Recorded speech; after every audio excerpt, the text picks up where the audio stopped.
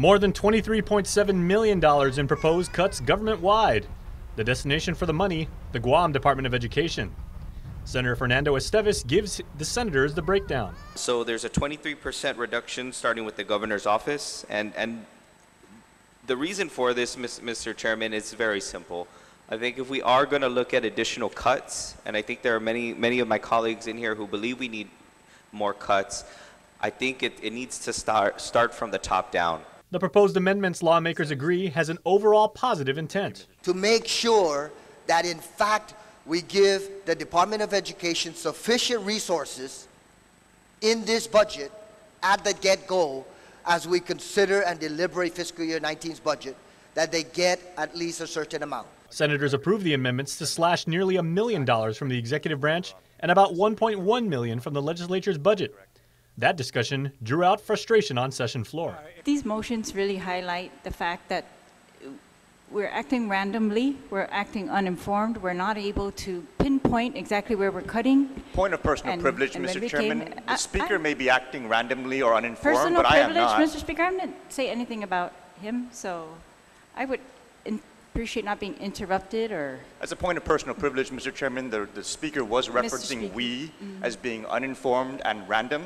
I am not uninformed and I am not acting randomly, Mr. No one's Chairman. been able to pinpoint where these cuts are going to come, except saying randomly personnel. Vice Speaker Therese Terlahi and others throughout the discussion pressed for answers as to where exactly these cuts would be made. But I don't agree with cutting those that are crucial to the functions of the legislative branch, crucial to the functions of the executive branch or the judicial branch, Mr. Speaker.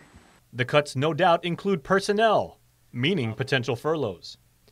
But the reduction that Esteves proposed for agencies like the island judiciary wasn't so popular. And I understand there's always been a lot of love for the courts, and I respect the great job that they do.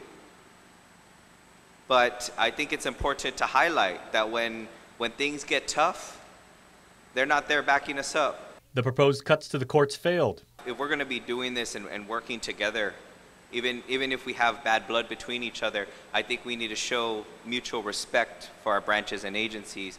And I think it's really highlighted that we have not done that today. So if we are going to pay that much homage to the judiciary, I think we owe it to ourselves and owe it to our staff to do the same. We owe it to the governor, even though he might not be our favorite person, to do the same, as three co-equal branches of government. And so, starting with the first motion, I'd like the motion to reconsider the actions of the body. That motion also failed. Proposed government cuts that also did not get enough support included the Attorney General's office and BBMR. There's been an objection.